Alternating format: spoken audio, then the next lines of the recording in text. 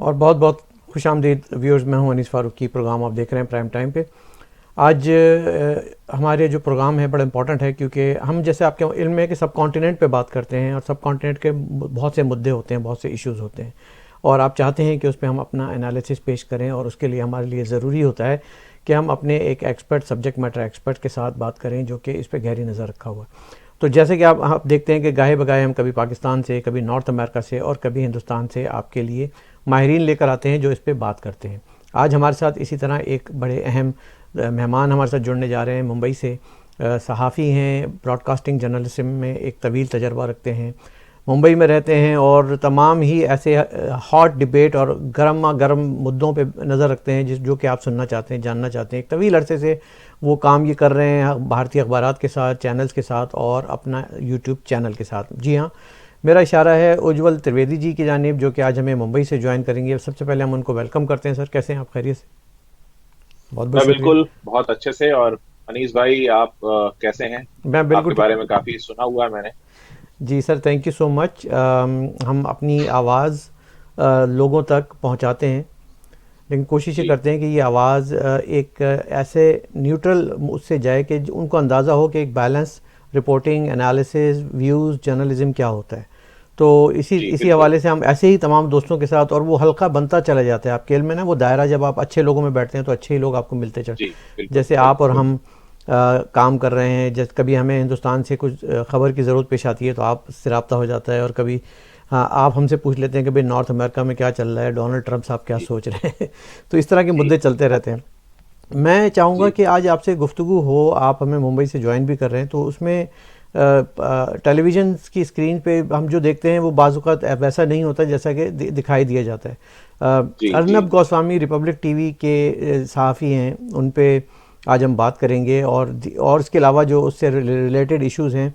एक बड़ा अहम मुद्दा था जी सुशांत सिंह राजपूत का, जो कि आपने देखा कि इसकी उसकी वजह उसको अर्नब ने भी बहुत उठाया, और दीगर चैनल्स ने भी, मीडिया ने भी, आप दोस्तों ने भी बहुत उसमें मदद की और कर रहे हैं। जी कंगना रनावत उनको लेकर चली, जी साथ साथ जी इसके इस पूरे इशू में उज्ज्वल जी, बॉलीवुड का जिक्र भी बड़ा आया, तो आज हम उस पर भी थोड़ी सी बात कर लेंगे, और अगर वक्त मिला तो चूंकि मुझे मालूम है आपके दिल के जी नज़दीक है, आईपीएल की भी बात करेंगे, क्या चल रहा है आईपीएल में। जी और जी जी जी नाजरीन, जी आज जी हम आपको एक चीज़ ये भी बताते चलें कि उज्ज्वल जी के बाद हमारे साथ एक और मेहमान जुड़ेंगी लंदन से, शमा जुनेजो साहिबा, जो कि बात करेंगी पाकिस्तान के कुछ मुद्दों पे।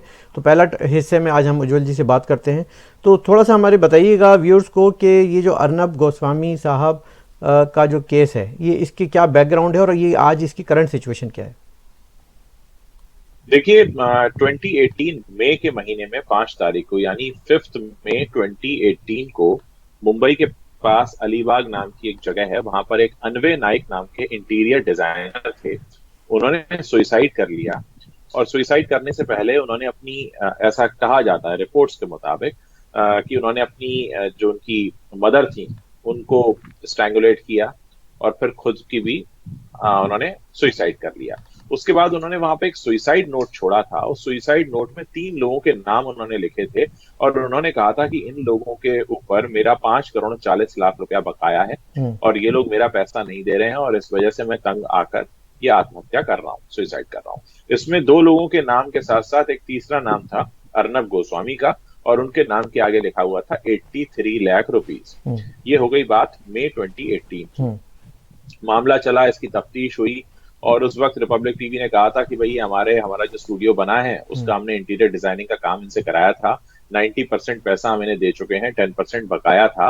और 10% इसलिए बकाया था क्योंकि काम पूरा नहीं हुआ था। हम्म। अब ये कहाँ से पूरा मामला हुआ पता नहीं। खैर, इसके करीब 6 महीने बाद, यानी अप्रैल 2019 में, इस मामले को क्लोज कर दिया गया, और क्लोजर रिपोर्ट ए कैटेगरी की दी गई। ये जो ए कैटेगरी की क्लोजर रिपोर्ट होती है, इसका मतलब ये होता है कि ये घटना तो सच है, लेकिन इसके सही कारण अभी तक नहीं पता चले। और इसके बाद ये मान लिया गया कि ये केस बंद हो गया। हम्म। सब लोग इसको लगभग भूल चुके थे। इधर सुशांत सिंह राजपूत का मामला हुआ जून में, 14 जून 2020 को। और उसके बाद सुशांत सिंह राजपूत की जो अचानक मौत हुई, उसके बाद किसी भी न्यूज चैनल ने उसको खास कवरेज नहीं दिया, हम्म। और लोग सोशल मीडिया पर आवाज उठाते रहे कि भाई इसमें कुछ तो मामला गड़बड़ है, हम्म। और ये आत्महत्या नहीं है, ये हत्या है। इसके बाद अर्नब गोस्वामी का जो चैनल है रिपब्लिक टीवी, वो करीब जुलाई के दूसरे या तीसरे हफ्ते से इसमें थोड़ा एक्टिव हुआ और वो कंगना रनौत को लेकर आए और उसके बाद उन्होंने इस पे अपनी पूरी तफ्तीश शुरू की, इन्वेस्टिगेशन शुरू किया। ये इन्वेस्टिगेशन शुरू हुआ और गर्मा गर्म इसमें बहुत सारे एंगल्स निकलते रहे। अर्नब गोस्वामी की टीम अलग अलग एंगल्स निकालती रही और इसमें सारा का सारा जो केंद्र था, फोकस था, वो हो गया महाराष्ट्र सरकार पे। उस वक्त महाराष्ट्र के जो गृह मंत्री हैं, उन्होंने, जो होम मिनिस्टर साहब हैं, उन्होंने ये भी बयान दिया था कि हम सीबीआई से जांच नहीं होने देंगे। सीबीआई यहाँ की सेंट्रल ब्यूरो ऑफ इन्वेस्टिगेशन, ये यहाँ की प्रमुख, क्योंकि उसमें फिर केंद्र इन्वॉल्व हो सेंट्रल, जाता है ना, फिर उसमें मरकज इन्वॉल्व हो जाता है, फिर हाँ, तो उसमें सीनियर ऑफिशियल इन्वॉल्व हो जाते हैं। तो उन्होंने कहा हम ये नहीं होने देंगे। अब तमाम तरह की खबरें आ रही। इस बीच क्या हुआ कि सुशांत सिंह राजपूत मामला, तो सीबीआई की जांच भी आ गई, सीबीआई अपना इन्वेस्टिगेशन कर रही थी। इस बीच महाराष्ट्र सरकार, मुंबई पुलिस और अर्नब गोस्वामी का चैनल, इनके बीच खींचतान बहुत बढ़ गई। मतलब एक तरह से पर्सनल अटैक्स होने लगे दोनों तरफ से और मामला इतना गर्मा गर्म हो गया कि इसको लेकर मुंबई पुलिस कमिश्नर ने एक प्रेस कॉन्फ्रेंस किया जिसमें उन्होंने कहा कि एक टीआरपी स्कैम हुआ। ये एक तीसरा ही मामला निकल कर आया कि टीआरपी स्कैम हुआ है, कि टेलीविजन में अपनी रेटिंग बढ़ाने के लिए रिपब्लिक टीवी ने जो बैरोमीटर लगे होते हैं घरों में, वो उनको पैसा दिया है। एक ऐसा मामला है। अच्छा, अब इसमें भी मामला ये घूमा कि जो एफआईआर थी उसमें रिपब्लिक टीवी का जिक्र नहीं था। जो एफआईआर थी उसमें इंडिया टुडे का चैनल है आज तक, उसका जिक्र था। तो इस पर अर्नब गोस्वामी ने सीधे कई सारे अपने शोज किए और सवाल उठाए कि भाई हमारा तो नाम ही नहीं है, और जिनका नाम था आप उनका नाम नहीं ले रहे हो, आप हमारा नाम ले रहे हो, जबकि हमारा नाम नहीं है। तो उस पर उन्होंने जवाब ये दिया कि हमारी तफ्तीश में आपका नाम निकल कर आया। अच्छा, खैर, इसी से जुड़ा मामला एक लखनऊ में भी हो गया। अच्छा, तो ये जो रिपोर्ट थी मुंबई पुलिस की टीआरपी स्कैम वाली, ये मुंबई के कांदीवली इलाके में इसकी रिपोर्ट दर्ज हुई थी और उसके बाद छानबीन शुरू हुई जिसमें उन्होंने कहा कि रिपब्लिक टीवी ने पैसा खिलाया। ठीक। उधर दूसरी तरफ कुछ ही दिनों में लखनऊ में मामला हुआ और लखनऊ आता है उत्तर प्रदेश में। उत्तर प्रदेश के जो सीएम हैं योगी साहब, उन्होंने इस पूरे मामले की जांच सीबीआई को दे दी। अब होता है ये कि अगर किसी एक मामले की जांच सीबीआई को दे दी जाती तो फिर पुलिस कुछ नहीं करती उसमें। अब मामला ये हुआ कि ये मामला और बढ़ने लगा। तो ये जो धीरे धीरे बहुत जो गर्मा गर्म बहस शुरू हो गई, उसके बीच एक दिन अचानक 4 नवंबर को सुबह सुबह अर्नब गोस्वामी को उनके घर से अरेस्ट कर लिया गया जी। और उसमें कहा गया कि अन्वय नायक वाला मामला है जिसमें अरेस्ट किया गया है। और वो अरेस्ट के मनाजिर भी हमने टीवी पे देखे, वो अरेस्ट के तरीक़ेकार भी हमने देखा, वो तमाम ह्यूमन राइट वायलेशंस भी देखी। उनको 40 लोगों की टीम पहुंची थी घर पे उनके पकड़ने, और जब उनको अरेस्ट करके ले जाया गया तो उनको काफी घसीटा गया। सबने देखे विजुअल, उसमें बताने की जरूरत नहीं कि क्या हुआ था, वो सबने देखा। अब हुआ उसमें ये कि लोगों ने अब इसमें ये कहा कि ये अरेस्ट इलीगल है। लोगों ने कहा कि ये केस दोबारा ओपन करने के लिए मजिस्ट्रेट की परमिशन चाहिए होती है। उधर पुलिस ने कहा कि हमने मजिस्ट्रेट को 15 अक्टूबर को इन्फॉर्म किया था, तो उसको लेकर बहस हुई कि इन्फॉर्म किया था लेकिन परमिशन नहीं ली थी। फिर बाद में ये भी तर्क निकल कर आए, क्योंकि जो भी लीगल जानकार है उन्होंने तर्क ये दिया कि क्योंकि इसमें ए कैटेगरी की क्लोजर रिपोर्ट थी, इसलिए परमिशन की जरूरत नहीं थी, पुलिस खुद ही खोल सकती है इस केस को। अब फिर बात शुरू हुई कि जिस तरीके से उनको ले जाया गया और उन्होंने जो भी कोर्ट में फिर उन्हें पेश किया गया, मजिस्ट्रेट कोर्ट में, जहां पे पुलिस ने अपनी कस्टडी मांगी 4 नवंबर को अरेस्ट करने के बाद। मजिस्ट्रेट ने उन्हें पुलिस को कस्टडी नहीं दी, उन्होंने कहा इनको जुडिशियल कस्टडी में रखा जाना चाहिए। इसके बाद उनको जुडिशियल कस्टडी में रखा गया। वो करीब 3 दिन जुडिशियल कस्टडी में रहे और उसके बाद जुडिशियल कस्टडी में उनको ट्रांसफर किया गया मुंबई के पास ही तालोजा जेल में। जब तालोजा जेल ले जा रहे थे तब उन्होंने बहुत सारे कैमरामैन के सामने हाथ जोड़कर ये बताया कि मेरी जान खतरे में है और मुझे सुप्रीम कोर्ट बचाए, मैं ऐसी अपील कर रहा हूं और मुझे कुछ मेरे साथ मारपीट हुई है, मुझे जूतों से मारा गया है। उसके बाद उन्होंने तालोजा जेल शिफ्ट कर दिया गया। इस बीच बॉम्बे हाई कोर्ट, उनके वकील पहुंच गए कि भाई इनको जमानत दे दी जाए। तो कोर्ट में सिलसिला लंबा चला। हाई कोर्ट ने कहा कि हम इनको जमानत नहीं देंगे। मंडे को उन्होंने, सैटरडे तक पूरी पूछताछ चली, पूरी जिरह बहस चली और सैटरडे को उन्होंने फैसला रिजर्व रखा। मंडे को कह दिया हम इनको जमानत नहीं दे रहे हैं, आप सेशंस कोर्ट जाइए। अब सेशंस कोर्ट गए। सेशंस कोर्ट में अभी फिलहाल 4 दिन के अंदर फैसला देना है कि जमानत दी जाएगी या नहीं दी जाएगी। उसमें से 2 दिन बीत चुके हैं, 2 दिन बाकी। इस बीच अर्नब गोस्वामी के जो वकील हैं वो सुप्रीम कोर्ट भी पहुंच चुके हैं और कल सुबह 10:30 बजे इंडियन टाइम में सुनवाई होनी है अर्नब गोस्वामी की जमानत पर सुप्रीम कोर्ट। अच्छा, अब 2 जगह मामला है, एक तो सेशंस कोर्ट में जमानत मिलने के लिए अर्जी दी हुई है, उसमें 2 दिन का वक्त है देने जवाब आने का, और कल सुबह का वक्त तय हुआ है सुप्रीम कोर्ट में जमानत में। अच्छा, अब ये इसमें अब मुझे ये यहाँ पर समझाइएगा साथ सभी, साथ, हाँ, इस कहानी को भी जारी रखिए, साथ साथ ये भी समझाइएगा कि तो क्या आप समझते हैं कि कोई इसमें पर्सनल वेंडेटा है, या आप समझते हैं कि सरकार जो है वो हैप्पी नहीं है उनके इस नैरेटिव से? देखिए जिस तरह से ये मामला निकल कर आया है, मेरा ही नहीं ज्यादातर लोगों का यही मानना है कि क्योंकि गर्मा गर्मी बहुत बढ़ गई थी महाराष्ट्र सरकार और अर्नब गोस्वामी के बीच में, हम्म, इसलिए ये केस दोबारा ओपन करवाया गया है। ठीक है। ये सभी का मानना है, हम्म। सभी का मानना है। और ये टीआरपी स्कैम वाला भी जो मामला है, उसमें बड़ा तर्क ये दिया जा रहा है कि या तो एफआईआर में नाम होता। हम्म। अच्छा, ये जो बार्क नाम की संस्था है, ये हंसा रिसर्च एजेंसी के साथ काम करती है, और हंसा रिसर्च एजेंसी ने भी मुंबई पुलिस पे आरोप लगाए हैं कि ये हमारे जो ऑफिशियल्स हैं उनको जबरन बैठा के रखते हैं अपने क्राइम ब्रांच में, हम्म। और इनसे कहते हैं आप रिपब्लिक टीवी के खिलाफ बयानबाजी दीजिए। बिल्कुल। तो वहां भी एक खींचतान चल रही है। तो जो पूरी पूरी जो तस्वीर निकल कर आ रही है वो ये है कि सरकार और रिपब्लिक टीवी के बीच ठन गई है। हम्म। आज एक और अरेस्ट हुआ, इनके जो असिस्टेंट वाइस प्रेसिडेंट है डिस्ट्रीब्यूशन के, घनश्याम, उनको टीआरपी स्कैम में अरेस्ट कर लिया आज सुबह सुबह। तो जब उन्हें अरेस्ट किया गया तो लोगों ने 2 तरह के सवाल उठाए कि भाई ये जो घनश्याम है ये तो बातचीत में पूरी तरह से कोऑपरेट कर रहे थे, जब भी आप इन्हें बुलाते थे जाते थे, तो आपने इन्हें अरेस्ट क्यों किया? हम्म। दूसरा, अरेस्ट, एक तो अभी सीबीआई, जैसे मैंने आपको बताया कि इस पूरे मामले की जांच सीबीआई को दी हुई है, जो लखनऊ में इसी मुतल्लिक जो रिपोर्ट आई थी। अब लोगों के बीच कंफ्यूजन ये भी है कि सीबीआई भी जांच कर रही है और मुंबई पुलिस भी जांच कर रही है हम्म। इस मामले में। ठीक। और साथ ही लोगों ने ये भी कहा कि जो घनश्याम है, जो एबीपी जो अरेस्ट हुए आज सुबह, इनको काला कपड़ा मुंह पे ढककर ले जाया गया जैसे किसी टेररिस्ट को ले जाते। जी जी। इस पे भी लोगों ने जो था आपत्ति जताई। तो कुल मिलाकर जो तस्वीर सामने दिख रही है कि कोई भी व्यक्ति इसको देखकर समझ सकता है कि यहाँ मामला पर्सनल है, ओके। एक हद तक पर्सनल है। हालांकि सरकार का ये कहना है कि कुछ भी पर्सनल नहीं है, लेकिन लगता है। आम लेकिन लोगों अब के एक बीच एक जो सवाल बातचीत पैदा होता है जो कि हमारी और आपकी फ्रेटर्निटी से मुताल्लिक है, वो ये कि फ्रीडम ऑफ एक्सप्रेशन कहाँ है फिर हिंदुस्तान में? फिर जो आज़ादी इज़हार राय है या एक डेमोक्रेटिक राइट है आपका, इम्पोर्टेंट पिलर है, वो इसको कहाँ लेकर रह दो गया? तरह के तर्क हैं जी। अनीस भाई, इसको लेकर 2 तरह के तर्क हैं। एक, जैसे ही आप इस सवाल को शुरू करते हैं तो जवाब यही आता है कि भैया इसका लेना देना फ्रीडम ऑफ स्पीच से इसलिए नहीं है क्योंकि ये तो उनका एक सुइसाइड केस में नाम आया है, तो इसमें एज ए जर्नलिस्ट तो उन पर कोई आरोप ही नहीं लगे हैं। ठीक है। उन पर एज ए इंडिविजुअल आरोप लगा है कि उन्होंने किसी का पैसा नहीं दिया और उन्होंने सुइसाइड कर लिया और उन्होंने सुइसाइड नोट में उनका नाम लिख दिया। तो ऐसे में जर्नलिस्ट वाला तो कोई एंगल ही नहीं। ठीक है। एक बात। अब ये बात और है कि लोग कहते हैं ना, जो रीड बिटवीन द लाइंस होता है मामला, वो पढ़कर जो है अंदाजा लगाया जा रहा है कि भाई ये तो मामला इस तरह का है कि पर्सनल बन गया है। अच्छा, तो मुझे ये है मुझे पूरा। एहसास है कि आप खुद वहाँ बैठे हुए हैं और बड़ा मुश्किल है वहाँ बैठ के बात करना।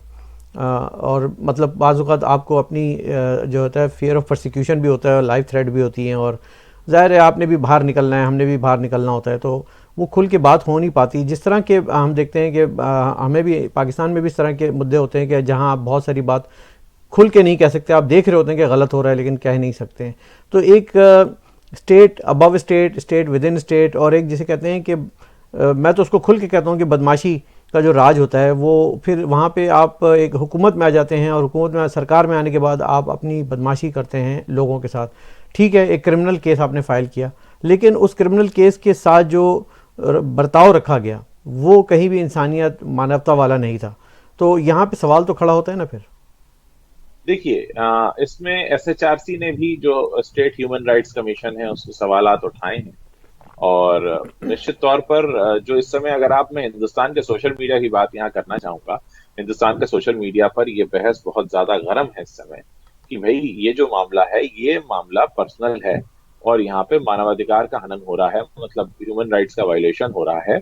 और इसमें ये भी बात है कि उन्होंने ये भी कहा, अर्नब गोस्वामी ने अपनी जमानत याचिका में कहा है कि मुझे मेरे वकीलों से नहीं मिलने दिया जा रहा। जी तो बिल्कुल। इसमें ये भी आ गया ह्यूमन राइट्स वायलेशन है कि वे वकीलों से क्यों नहीं मिलने दिया जा रहा। उन्होंने ये भी कोई जिक्र किया कि उन्हें कोई लिक्विड पिलाया गया, वो लिक्विड क्या था, क्यों पिलाया गया, उसके बारे में कोई जानकारी नहीं है। तो अब मामला ये है कि कल सुबह 10:30 बजे जो ये हियरिंग होने वाली है सुप्रीम कोर्ट में, इसको लेकर सभी बहुत होपफुल हैं कि कल जो है जमानत मिल जाएगी। हालांकि मामला ये खुला रहेगा, चलता रहेगा जी जांच चलेगी, तफ्तीश चलेगी, पड़ताल होगी, इन्वेस्टिगेशन होगा, लेकिन अर्नब गोस्वामी बाहर रहेंगे। ऐसे लोगों का कहना है कि अगर आपको तफ्तीश करनी है तो उन्हें बाहर रखिए, तफ्तीश करते रहिए। जी। और तो हालांकि उसमें कई देखते तरह हैं के क्या होता है। स्कैंडल सामने आए। उम्मीद तो यही है कि ज़मानत मिल जानी चाहिए, क्योंकि कोई इतना सीरियस सिर्फ एक असम्पशन पे और एक नोट पे जी, अगर इस तरह के लोगों को जेलों में रखने लग गए तो जी, उनके जो उसमें भी कई सारे लॉजिक्स हैं कि कुछ लोगों का ये भी कहना है कि वो जो हैंड राइटिंग है वो उनकी नहीं है, हम्म, हम्म, ये भी कहा गया है। नहीं, तो मैं ये तो कह रहा सारी हूँ ये तो बातें अच्छा हैं हुआ जिनकी कि पड़ताल उन्होंने, वो होगी। जो ठेकेदार साहब थे उन्होंने डोनाल्ड ट्रंप का नाम नहीं लिख दिया, वरना फिर ये कि वो उनको जब भी वो सरकार को जो है गिरफ्तार करना पड़ता। सुशांत सिंह राजपूत की जो सिचुएशन है वो आजकल कहाँ है, क्योंकि हमने देखा कि इसके लिए बहुत आवाज़ कंगना रनावत ने भी उठाई, दोस्तों ने, आप जी, अहबाब ने भी जी, बहुत जी, आवाज़ उठाई, अर्नब उसमें बड़े एक्टिव जी, रहे। जी, और वो जी, मुद्दा कभी उठता है कभी दब जाता है।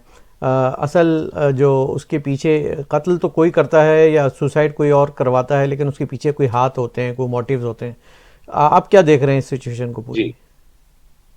देखिए, पहले दिन से ही ये मामला इसलिए कंट्रोवर्शियल हो गया कि पुलिस ने उसी दिन उन्हें डिक्लेयर कर दिया कि ये सुइसाइड है। अब पोस्टमार्टम जिस तरह से हुआ, पोस्टमार्टम में टाइम ऑफ डेथ नहीं लिखा गया। पोस्टमार्टम को आधी रात के समय किया गया, जबकि रात में पोस्टमार्टम नहीं होता है यहाँ इंडिया में। पोस्टमार्टम करने से पहले कोविड रिपोर्ट ली जाती है डेड बॉडी की, वो नहीं ली गई, उसका हम्म, वेट नहीं किया गया। हम्म, और बिल्कुल मतलब दोपहर में करीब 1 बजे पता चला है लोगों को, और न्यूज चैनल्स पे देखा सबने, 1:30-2 बजे के दरमियान। उसी रात 11:30 बजे उनका पोस्टमार्टम हो गया, और उसमें अगली सुबह उनको उनका क्रिमेशन कर दिया गया। जी, बहुत सारे सवाल उठे कि भाई इतनी जल्दी क्या थी, कोविड रिपोर्ट का वेट क्यों नहीं किया। पोस्टमार्टम में time of death he missing है, जो कि बहुत बड़ी एक ब्लंडर है कि क्यों टाइम ऑफ डेथ मिसिंग है। इसी वजह से पोस्टमार्टम रिपोर्ट को लेकर बवाल हुआ।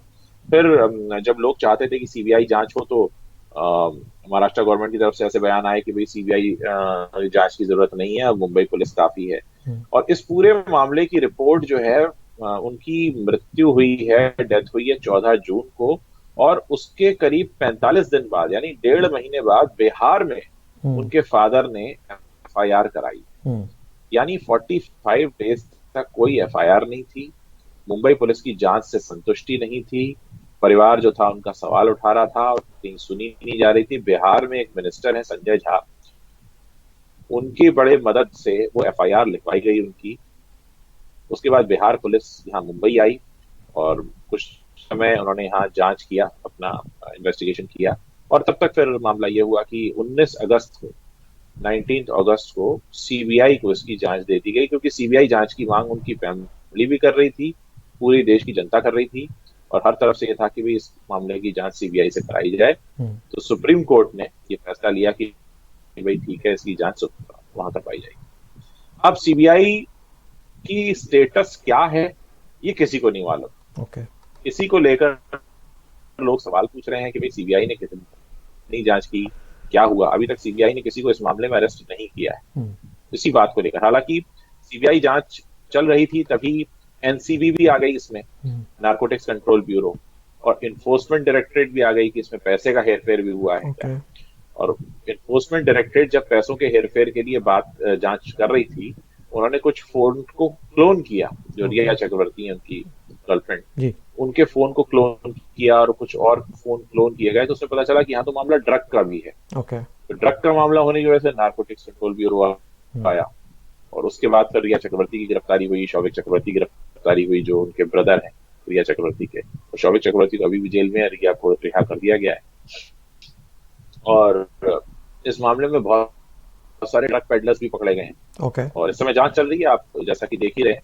ट्रक पेडलर्स अभी फिरोज नाडियाडवाला के घर पे भी रेड पड़ी थी, एक बॉलीवुड प्रोड्यूसर है, अर्जुन रामपाल के घर पे रेड पड़ी थी, जो बॉलीवुड एक्टर है। जी। बहुत सारे बॉलीवुड के ऐसे लोग निकलकर सामने आए हैं जिनके घर पर रेड पड़ रही है, और नशे का सामान वहां से मिल रहा है। तो ये इसमें इसमें जो बॉलीवुड फैक्टर है, और बॉलीवुड एक अब तक एक नॉन कंट्रोवर्शियल किसी हद तक रहा है, हमने देखा।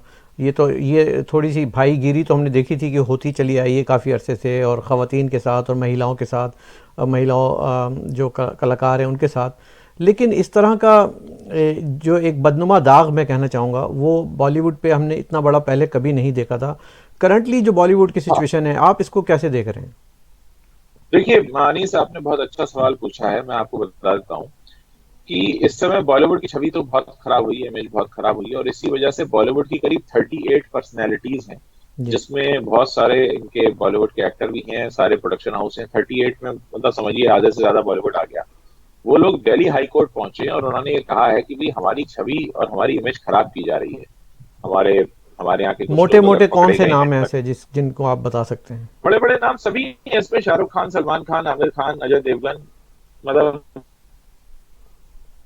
ये सब लोग इसमें शामिल हैं? जितने नाम दिल्ली सब लोग हैं उसमें, सब लोग मिलकर गए हैं दिल्ली हाई कोर्ट के पास। और दिल्ली हाई कोर्ट से उन्होंने गुहार ये लगाई है कि भाई हमारी इमेज खराब हो रही है और हमारे हमारे खिलाफ जो है बड़े इंसल्टिंग वर्ड्स यूज किए जाते हैं। उन्होंने लिस्ट ऑफ वर्ड्स दिया है, जी। डर्ट, फिल्थ, इस तरह के वर्ड उन्होंने लिख के दिए कि ये, और उन्होंने कहा है कि पूरा मीडिया हमें ठीक है। बदनाम मामले में दिल्ली हाईकोर्ट ने भी एक ऑर्डर भी इशू किया है, जिसमें उन्होंने कहा है कि ये न्यूज चैनल बताएं कि भाई इस तरह से उन्होंने क्यों किया, इतना उनको बदनाम क्यों किया, और साथ ही रिटर्न में रिप्लाई देने के लिए भी कहा है। और इसमें रिपब्लिक टीवी का भी नाम ठीक है। ठीक है।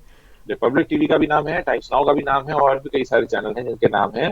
और उनसे दिल्ली हाईकोर्ट ने जवाब मांगा है कि आपने इतना क्यों मतलब इतना इंसल्टिंग वर्ड्स आपने इनके लिए क्यों यूज किए हैं, ठीक। क्योंकि चाहे ड्रग का मामला हो या जो भी मामला हो, अभी तो जांच चल रही है, तो कोई हम्म। रिजल्ट आया नहीं। ठीक है। तो ठीक है। इसको लेकर इस समय इमेज काफी खराब है, आम लोगों के बीच इमेज खराब है।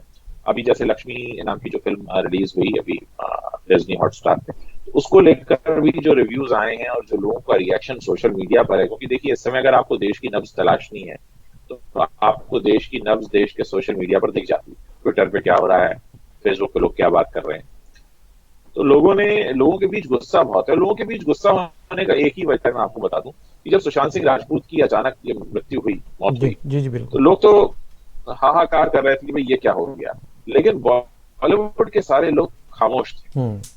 कोई जुबान तक नहीं हिला रहा। इस बात को लेकर गुस्सा बहुत बढ़ा। तो लोगों ने कहा कि भैया आप पर्दे पर तो दिखते हैं कि आप हीरो हैं, रियल लाइफ हीरो हैं, आप सच के लड़ेंगे, हाँ। जस्टिस मांगेंगे। जब आपकी फ्रेटर्निटी का एक आदमी चला गया तो आपने जस्टिस मांगा ही नहीं, तो आप तो झूठे हैं। जी। ये गुस्सा लोगों के मन में अभी तक है। हाँ, वो फ्रेटर्निटी की बात है कि वहाँ जो सुपरमैन और बनते हैं हीरो सारे, जी, वो इस मामले में खामोश क्यों रहे, और ये एक पुरस्कार सी खामोशी है, सस्पिशियस। इसमें जी। सलमान खान को भी घसीटा गया बीच में।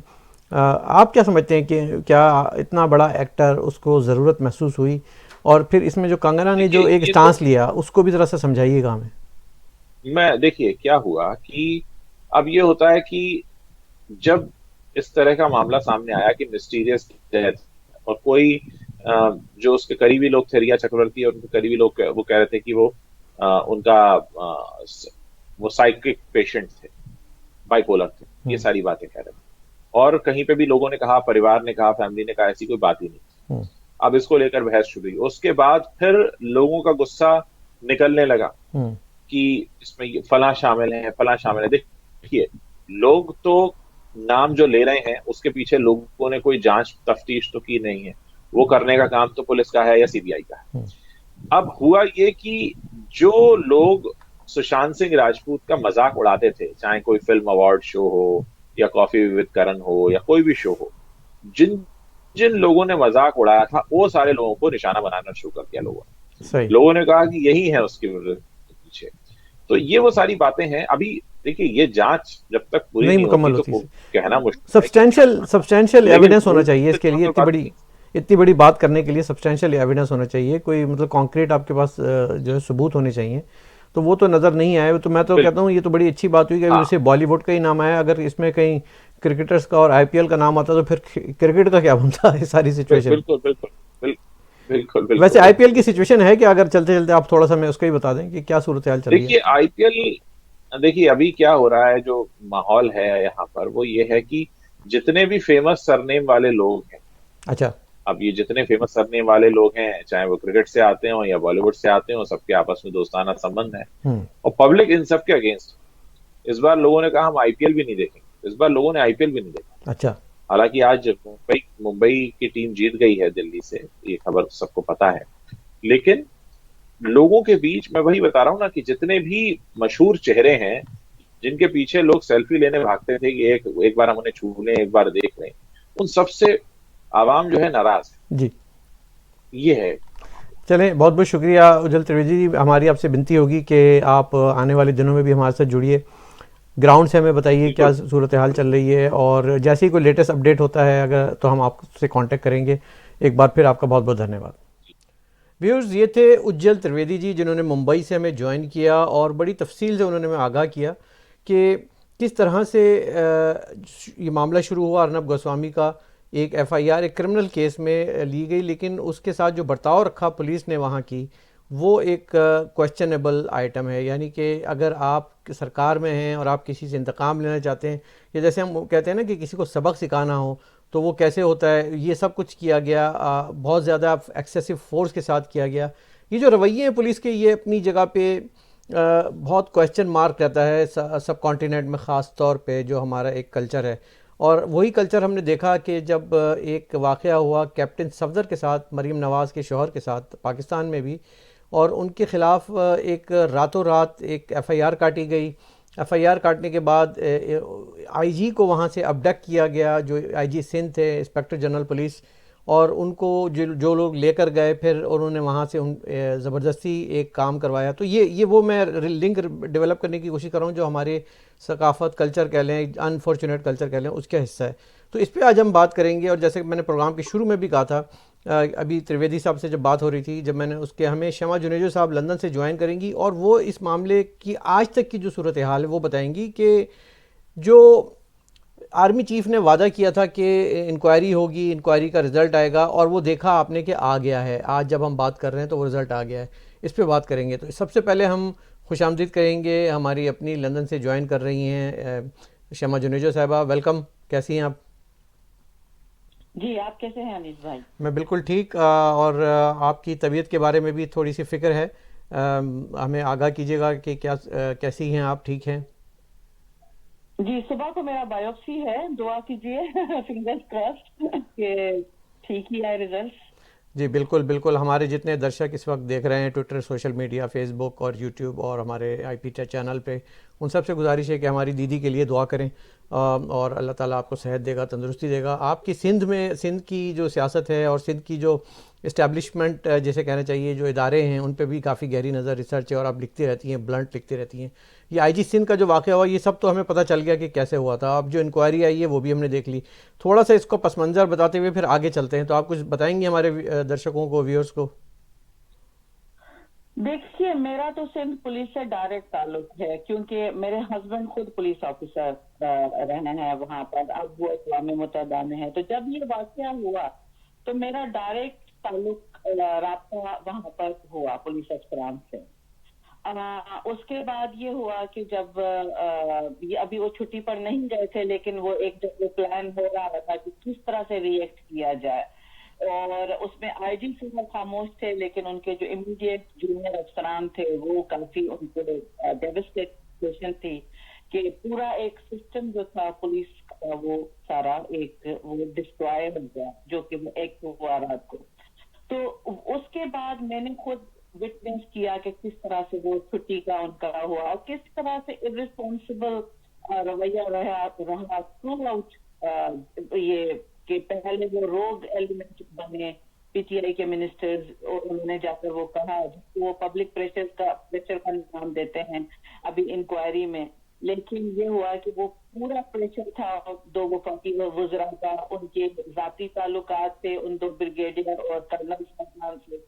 उन्होंने जाकर आउट ऑफ द वे एक इनलीगल काम का कहा, जिस पर वो ये था कि उन्होंने फौजियों ने भी अपनी कानूनी और आईनी हदूद को एक तरफ रखकर और वो गए और उनको उठाया या उनको ले गए, क्योंकि अब एक दूसरा एक पॉइंट ऑफ व्यू आ रहा है कि आईजी साहब खुद गए उनके साथ। लेकिन बहरहाल व्हाटएवर हैपेंड रॉन्ग और इलीगल वे, जिस तरह अभी आपके प्रोग्राम के शुरू में जब आपकी बातचीत चल रही थी कि साउथ एशिया का एक तरीका है धौंस और धमकी से अपनी बात मनवाने का। जी बिल्कुल। अब जो सबसे बड़ी मुझे, हालांकि मैं बहुत बड़ी क्रिटिक नहीं थी, लेकिन ये अगर मुझे याद है, हम बैक टू 2006 में जाने तो मुशर्रफ साहब ने एक कैप्टन को बचाने के लिए भुट्टी साहब को मार दिया था। कैप्टन फौज का एक कैप्टन को बचाने के लिए बलूचिस्तान के रहनुमा अकबर बुगटी साहब का कत्ल मुशर्रफ साहब के दौर में हुआ था। हाँ, क्योंकि वो जब डॉक्टर शाजिया रेप केस था तो वो उनका भी यही तो वो था कि जी ये रेप केस हुआ है, इनको करार वाकई सजा दी जाए, लेकिन वो सिर्फ एक कैप्टन जो कि लोएस्ट रैंक है उसको बचाने के लिए।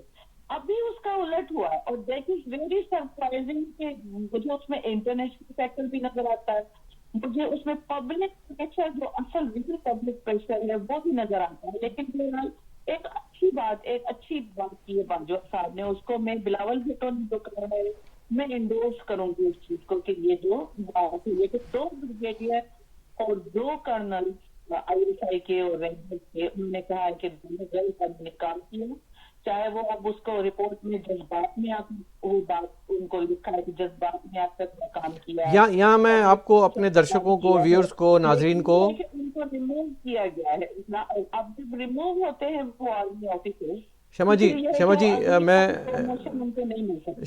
शमा साहबा मैं यहाँ पे थोड़ा सा इंटरप्ट करूँगा कि अपने व्यूअर्स को मैं थोड़ा सा एक चीज़ वजाहत दे दूँ कि जिस वक्त ये प्रोग्राम ऑन एयर जा रहा है उस वक्त army chief general Qamar Javed Bajwa की जानिब से ऐलान करदा इंक्वायरी कमेटी की फाइंडिंग सामने आई हैं और वो अब न्यूज़पेपर में भी आ गई हैं, और उसमें जो उन्होंने कहा है कि जो रेंजर्स के अहलकार और ISI के उसमें नाम और ओहदे नहीं बताए गए थे, लेकिन आप हमें बता रही हैं कि उसमें 2 ब्रिगेडियर और 2 कर्नल शामिल थे। 2 कर्नल हैं, हाजिर सर्विस 2 ब्रिगेडियर 2 कर्नल के बारे में महकमाना इंक्वायरी के बाद उनको करार सजा उसका मुल्जिम साबित हुए। वो इंक्वायरी रिपोर्ट में तो लिखा हुआ है कि रिमूव किया गया है, अब डॉन ने रिपोर्ट किया है कि सस्पेंड किया गया है, लेकिन मैं इंक्वायरी रिपोर्ट को ज्यादा वैल्यू दूंगी क्योंकि उसमें रिमूव किया गया। ठीक है, रेंजर्स में आर्मी अगर आपको रिमूव किया जाता है किसी तो वो भी एक ये बहुत ज्यादा तादीबी किस्म की कार्रवाई समझी जाती है, फिर आपको नेक्स्ट प्रमोशन नहीं मिलती। इस बात पर मुझे अभी बहुत ज्यादा हैरत, बल्कि प्लेजेंट किस्म की हैरत हुई कि जो इतना एक हाइप चल रहा था इस वक्त उसको ब्रेक किया बाजवा साहब ने। हमने अब देखिए हमारा एक हम फेयर किस्म का क्रिटिक करते हैं, बुरी बात होती है हम उनको कहते हैं कि जी आप बियॉन्ड द लॉ गए हैं और आपने रूल ब्रेक किया है। अभी तो ये हुआ है तो उसमें फिर ये है कि हम उसको एप्रिशिएट भी करें कि हालांकि हमको नाम नहीं पता चला, लेकिन एक अब क्योंकि मेरे अपने पेपर सर्विसेज में है तो मुझे पता है कि जो एक महकमाना कोर्ट मार्शल होता है या ताबीजी कार्रवाई होती है तो वो पब्लिक नहीं होती, यहाँ पर पब्लिक की गई है, रिपोर्ट को पब्लिक की गया, तो ये एक नया प्रोसेस काम हुआ है जो कि मैंने पहले कभी नहीं देखा। ठीक। अच्छा, इसमें 2 बातें मुझे थोड़ी सी आपसे पूछनी थी। एक तो ये कि जो अल्फाज इस्तेमाल किए गए हैं ISPR की जानिब से कि अफसरान ने अवामी दबाव में आकर जोश ज़्यादा जज्बात का मुजाहरा कर लिया, मतलब वो ये ज़ाहिर करना चाह रहे हैं कि अफसरान किसी हद तक जायज़ थे इस कौमी जज्बे को लेकर, और एक उनके अंदर एक वबाल आया, उन्होंने कहा कि भाई ये तो अवामी दबाव है, हम जाएं IG को उठा लो, IG को चुक लो। तो ये कहाँ की, और इसमें जो अल्फाज इस्तेमाल किए जा रहे हैं इसकी ज़रूरत थी? अवामी दबाव अनिक भाई मैं आपकी बात काट रही हूँ, लेकिन अवामी दबाव नहीं था, वो सिर्फ PTI का दबाव था और उनके वजीरों का दबाव था। PTI का दबाव था ना, इमरान खान की हुकूमत का दबाव था, तहरीक इंसाफ का दबाव था, लोगों का दबाव था। तो यानी कि हमारी ISI और जो रेंजर्स हैं वो हुकूमत की जो है वो ज़रख़रीद ग़ुलाम है, उसके लिए कोई आइन कानून वहाँ का लोकल लॉज कोई वैल्यू नहीं रखते हैं। फिर देखिए लोकल लॉज को अगर देखें तो लॉ के तहत तो FIR हो ही नहीं सकती थी। That was the first thing what police told them कि जो वहाँ पर जो एक उनका प्रोटोकॉल है कि अगर वहाँ पर कुछ होता है तो जो मजार का इंस्पेक्टर है वो जैसे शिकायत दर्ज करवा सकता है, लेकिन भी FIR नहीं करवा सकता।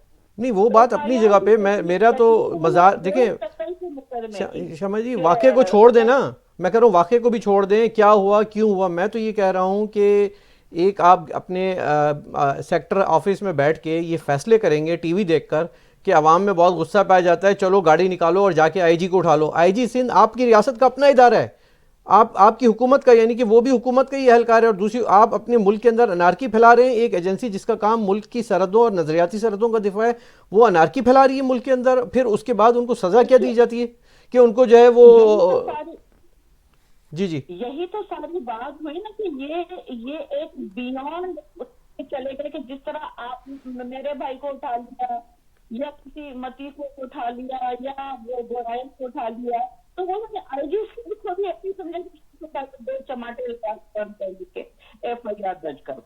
हाँ, तो ये और इसका उन्होंने मतलब ये मुल्क इनके बाप का है कि प्रोसिक्यूशन ये जिसको दिल चाहेंगे उठा लेंगे। फिर आपने कहा कि बिलावल भुट्टो को आपने अप्रिशिएट भी किया कि इस इंक्वायरी की रिपोर्ट आ गई और सब कुछ हो गया, लेकिन दूसरी जानिब मैं ये भी देखता हूँ कि बिलावल भुट्टो का नैरेटिव और PDM के एक और रहनुमा नवाज शरीफ साहब का नैरेटिव में ज़मीन आसमान का फ़र्क आ रहा है।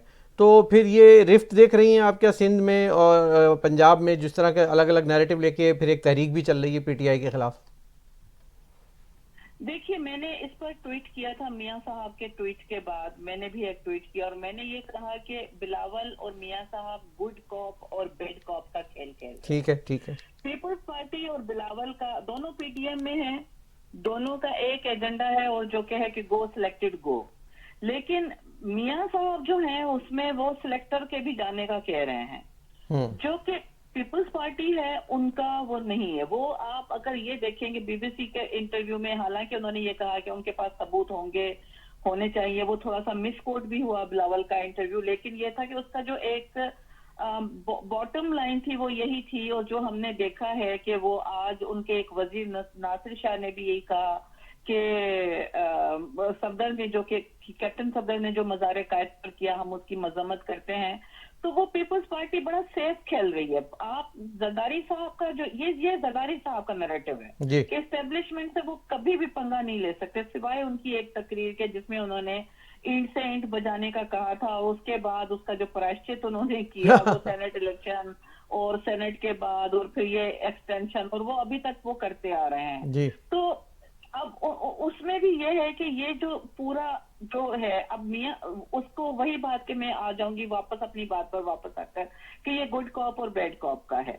मियां साहब ने टोटली रिजेक्ट कर दी। मियां साहब ने कहा कि नहीं, क्योंकि इसमें ISI के चीफ इन्वॉल्व है, उनको हटाएं।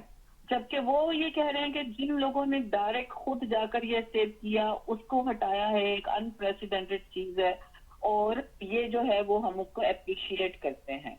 तो वो उनका एक फंडामेंटल डिफरेंस है ठीक और है। वो हर पॉलिटिकल पार्टी का होता है। लेकिन मियां साहब हिस्ट्री बना रहे हैं सर। अच्छा। अगर मियां साहब अपनी इस हिस्ट्री को बनाने में कामयाब हो जाते हैं और उनको वोट बैंक, जो कि आप देख रहे हैं कि बहुत बड़ी ओवरवेलमिंग लोगों की तादाद जो है वो मियां साहब के नैरेटिव के साथ है, और उसके बाद से ही हमने प्रेशर बिल्ट होता हुआ देखा है, जिसके बाद इस किस्म की अनप्रेसिडेंटेड इंक्वायरीज आ गई हैं कि खुद आर्मी एक बैकफुट पर चली गई है जी।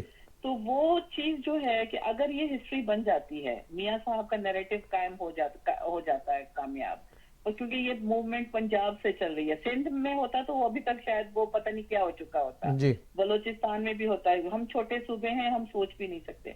लेकिन ये जो पंजाब की जो ये एक चल रही है मूवमेंट, वो अगर सक्सेसफुल हो जाती है तो पाकिस्तान में एक नया सब कुछ बन जाएगा, जो कि मैं नहीं देख रही बनते हुए।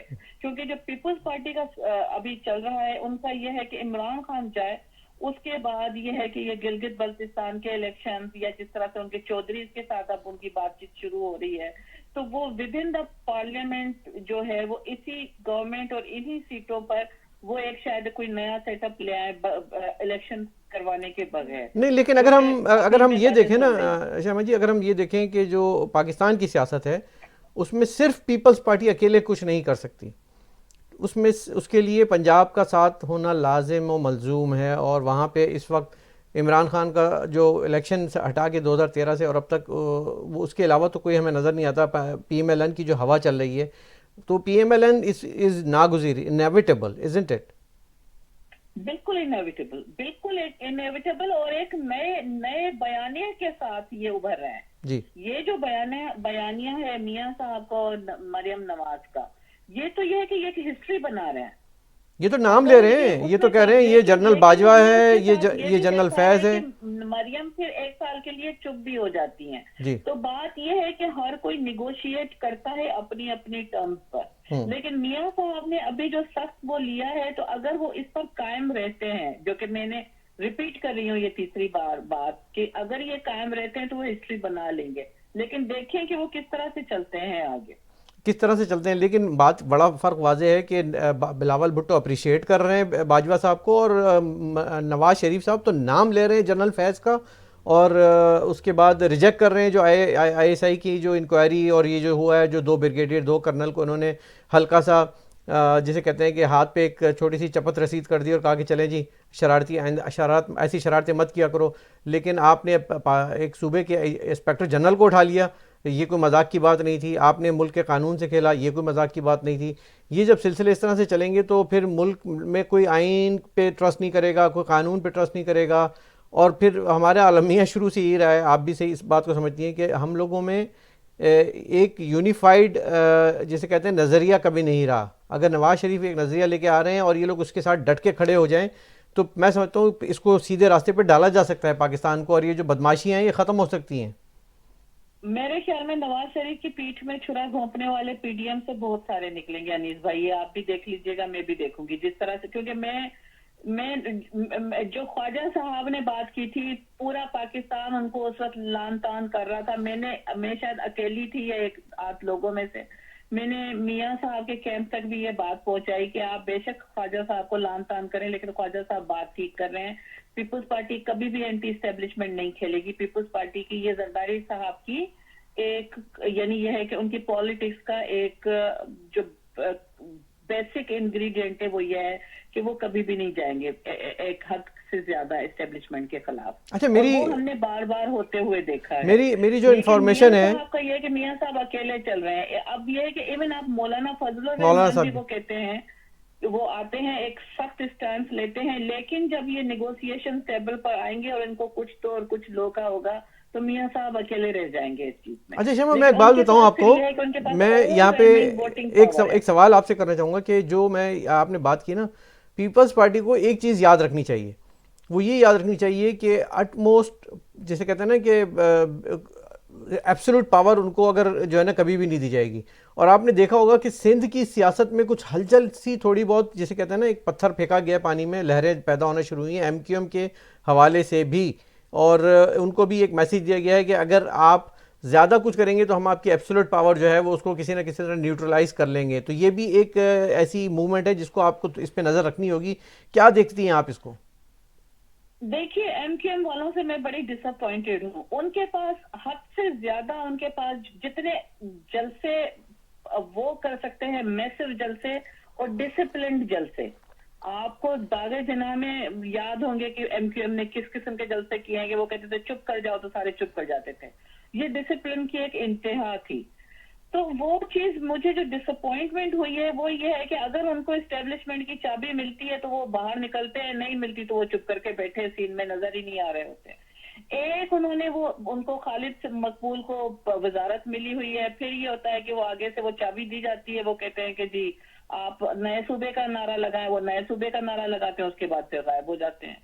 तो वो नए सूबे का भी नारा भी वो एस्टेब्लिशमेंट जो है वो पीपुल्स पार्टी को डराने के लिए लगाती है। MQM तो ये है कि MQM अपनी पॉलिटिकल पावर को, अल्ताफ भाई के बाद उनको पता ही नहीं है कि पॉलिटिकल पावर को यूज कैसे करना है, जो कि मैं बड़ा डिसअपॉइंटेड होती हूँ इस चीज पर, क्योंकि जितनी आबादी है कराची में और हैदराबाद में, सक्खर में, मीरपुर खास में, उनको आप अगर वॉइसलेस कर देंगे तो वो फिर फ्रस्ट्रेशन आएगी। एज अ पॉलिटिकल साइंटिस्ट मैं इस चीज को समझती हूँ। वो नया सूबा और ये नारे उसको खत्म नहीं कर सकते। आप देखिए कि कराची में कोई भी काम नहीं हो रहा, सड़कों के बनने से लेकर नालों के या बारिश का पानी जमा, तो वो लोगों में वो फ्रस्ट्रेशन जो आएगी, वो अगर इरप्ट हो गई इतनी बड़ी पॉपुलेशन की, तो वो चीज एक बहुत बड़ी अनार्की हो जाएगी, जिसको डिफ्यूज करना है एस्टेब्लिशमेंट ने भी, MQM ने भी और इवन पीपल्स पार्टी ने भी।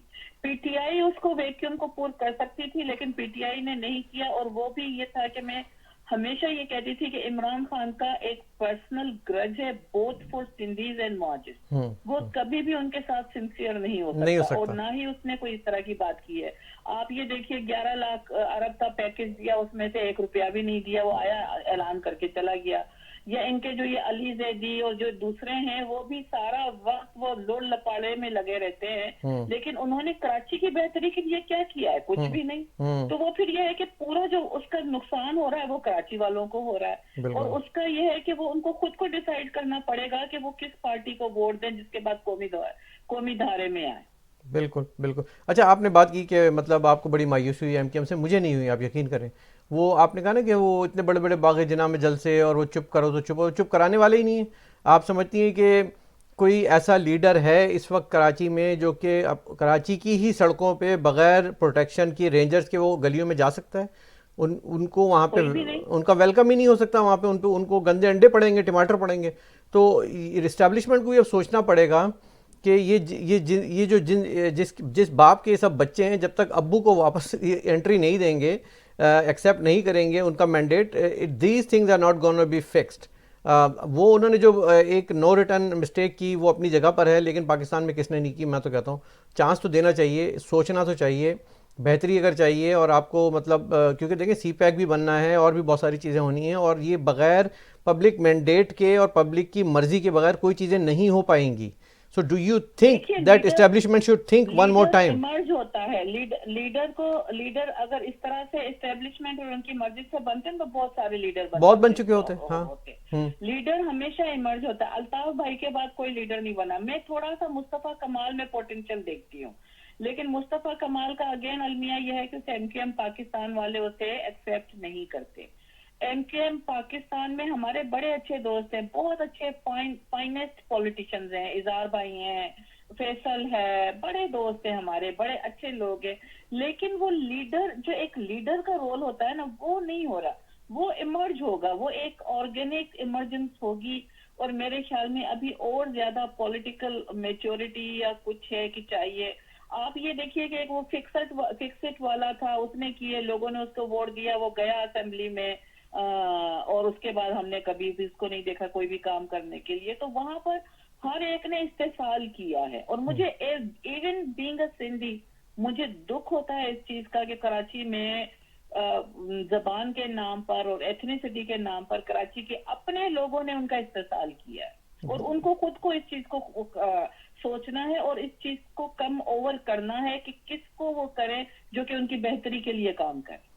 नहीं, तो मेरा जो सवाल वो ये था कि do you think establishment should give a chance to भाई का? आई डोंट थिंक भाई ने सिर्फ ये था कि एस्टेब्लिशमेंट की चांस की बात नहीं थी, भाई से ग्रेव मिस्टेक्स हुई हैं बहुत ज्यादा, और हर लीडर से मिस्टेक्स होती हैं, लेकिन भाई ये होता है कि उनका एक पूरा प्रोग्राम करने वाला है भाई की साइकी पर, कि वो कहाँ पर उन्होंने मिस्टेक्स किए और कहाँ पर वो बियॉन्ड द लाइन गए हैं। तो लेकिन जो अल्ताफ हुसैन की पॉपुलैरिटी का फैक्टर है अनीस भाई, वो आज से 50 साल के बाद भी खत्म नहीं होगा। नहीं खत्म उनका जो एक रोल था वो रहा, वो कोई भी, मैं नहीं समझती कि कोई उसको खत्म कर सकता है। लेकिन बात यह है कि वो अब I don't think establishment, there is never say no वाली बात होती है पॉलिटिक्स में। हो सकता है कभी कुछ हो, लेकिन उन पर सिर्फ बर्तानिया में भी तो केसेस चल रहे हैं ना, सिर्फ पाकिस्तान के एस्टेब्लिशमेंट की बात नहीं। वो तो अभी टैक्सेस के देखिए, ये तो सब पॉलिटिकल केसेस की बात भी नहीं कर रहे। नहीं, लेकिन ये बनाए तो एस्टेब्लिशमेंट की जानिब, पाकिस्तान की जानिब से वकील हायर किए गए ना।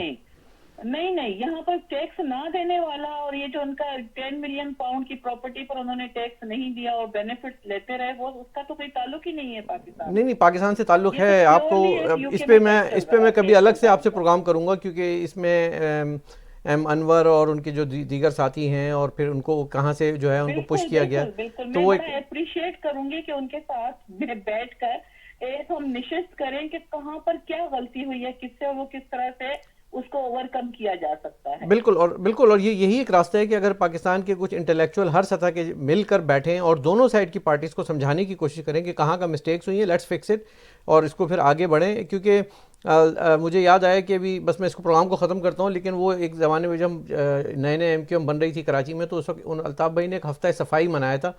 आजकल वो खुद लंदन में हफ्ता सफाई मना रहे हैं और वो आज अपना बैकयार्ड फिक्स कर रहे हैं, लेकिन he is in the state. लेकिन देखिए देखिए यहाँ पर हम सब अपना काम करते हैं, बिल्कुल करते हैं। मैंने भी ट्विटर पर उनका किया, मैंने सिर्फ भाई लिखा, उनकी वीडियो पोस्ट की, भाई लिखा, मैंने कुछ भी नहीं लिखा। लेकिन यह है कि यहाँ पर हम सब जेट वॉश करते हैं, पेट्रोल में अपनी गाड़ी का खुद डलवाती हूँ, खाने खुद बनाते हैं, यहाँ पर हर कोई अपना काम करता है। बिल्कुल बिल्कुल, वो दरअसल ये वो कल्चर है जो शायद वहाँ रहने वाले करोड़ों लोगों की समझ में नहीं आएगा, लेकिन यहाँ पे कोई मासी, नौकर, इस तरह की मेड्स एंड सर्विसेज और ड्राइवर वाला सिलसिला नहीं है। इंसान अपना काम खुद ही करता है। मेरे कहने का मकसद है कि वो हफ्ता सफाई बड़ा अच्छा मनाते हैं और वो अपनी पार्टी से भी हफ्ता सफाई मनाएंगे और उसके बाद वो वेट एंड सी की सिचुएशन में है। I am pretty sure party ने तो डिसऑन कर दिया है ना। अब देखिए MQM पाकिस्तान तो उनका नाम नहीं लेते, हमारे साथ प्राइवेट महफिलों में भी नाम नहीं लेते कि कहीं कोई इस्टेब्लिशमेंट वालों को ना नाम कर लें कि जी फलां सियासतदान ने। नहीं शमा आपको याद होगा कि पाकिस्तान के अखबारों में अक्सर आप इश्तहार पढ़ती थी, छोटा सा एक आता था, एक बॉक्स जिसमें लिखा था कि मैंने अपनी औलाद को आग कर दिया है। कभी आपने देखा कि औलाद ने लिखा हो कि मैंने अपने बाप को आग कर दिया है? तो डिसओन करने की तो बात ही नहीं है। यहाँ तो वो लोग डिसओन कर रहे हैं कि जिनको पाल पोस के बड़ा किया, जिनको खंबे को वोट देते तो वो कभी फैसल सब्जवारी बन जाता था, तो कभी हैदर अब्बास बन जाते थे, कभी बाबर गौनी बन जाते थे। तो ये लोग तो आँख नहीं कर सकते, इनकी औकात भी नहीं है, ना इनकी पोजीशन है। आँख तो करेगा तो बाप ही करेगा और उसने कर दिया है। तो एनीवे हम इस टॉपिक पे किसी दिन तफसील से बात करेंगे। बहुत बहुत शुक्रिया। IG सिंध का मामला बड़ा इंपॉर्टेंट था जिस पे आपसे बात करनी थी और आपने हमें बताया कि 2 ब्रिगेडियर और 2 कर्नल इसमें शामिल हैं और उनको डिपार्टमेंटल इंक्वायरी। कमांडर जी, एक ब्रिगेडियर तो सेक्टर कमांडर थे ना, जिनके घर पर जाकर साइन किया उन्होंने जी, और उसमें कुछ उनके साथ बदतमीजी भी की गई थी IG के साथ। देखिए ये अब आप और मैं तो कह रहे हैं कि बदतमीजी हुई थी, लेकिन जिनके साथ बदतमीजी हुई है, जिनके साथ वो वाकया हुआ, अगर वो एक फर्स्ट प्लेस बोलते तो फिर तो कोई बात ही नहीं होती। लेकिन वो चुप रहे, और वो क्यों चुप रहे? उन्होंने अपने घर के जो CCTV एविडेंस था वो क्यों नहीं पब्लिक किया? क्योंकि अगर वो CCTV एविडेंस IG साहब अपना दे देते तो फिर तो ये था कि दूध का दूध पानी का पानी हो जाना था। नहीं, लेकिन मसला ये कि वो IG तो एक सरकारी अफसर हैं और वो अपनी मुलाजमत कर रहे हैं, वो he is under certain limitation, वो कोई पॉलिटिकल लीडर तो है नहीं। तो उन्होंने जो अपने पॉलिटिकल लीडर की तो बात ही नहीं है ना। एक इलीगल काम होता है आपके साथ, आपके घर पर आते हैं 2 लोग, आपको अगवा करते हैं, CCTV एविडेंस होता है, आपके पास फॉरेंसिक होते हैं, तो आपको चाहिए कि वो फिर चीज दिखाइए। देखिए इलीगल काम अगर आपकी अपनी नहीं दिखाई। वो बहुत शरीफ आदमी हैं, बहुत अच्छे आदमी हैं, और यह है कि उन्होंने जब्त का मुजाहरा किया। लेकिन कुछ अफसरान मेरे जैसे गर्म खून के भी हैं सिंध पुलिस में। मसला ये ना कि IG साहब ने भी कहा होगा कि हम शरीफ क्या हुआ है कि हमारी फौज ही बदमाश हो गई हमारे साथ, तो यही हुआ है।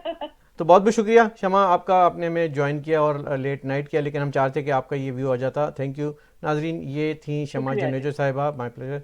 असल कहानी ये थी कि इससे पहले जो हमने प्रोग्राम अपना किया उज्जवल त्रिवेदी जी के साथ और उन्होंने और अर्नब गोस्वामी के साथ होने वाली पुलिस की ज़्यादतियों की बात की। यहाँ पे पुलिस ने एक क्रिमिनल केस में एलिजेड FIR के बाद अर्नब गोस्वामी को उठाया और मैं कहता हूँ Arnab Goswami you are lucky कि आपको पुलिस आई और पुलिस लेकर गई।